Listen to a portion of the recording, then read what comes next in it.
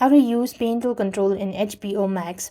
Welcome back to our channel. In this guide video, I'm going to show you the procedure to use parental control in HBO Max.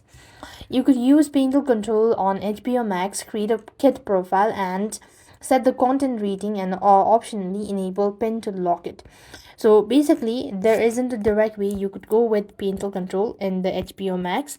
So what you want to do is just open up HBO Max onto your device and go to the account section, after which you click on manage devices, right? So first of all, sign out of all device, and you could go ahead and set a parental, you could set a pin, or you could set a profile. You could create up to 5 different profile, and accordingly there you go to the settings page and manage your content a reading, or you want to go to content preferences and set the limitations as well, and that way you'll be able to use parental control in HBO Max, after which you can enable lock or pin to lock your profile, and you can only access it by entering the pin, and that's how you will be able to use parental control in HBO Max. I hope the video was helpful. Make sure to like, share and subscribe. Thank you for watching. See you in the next video.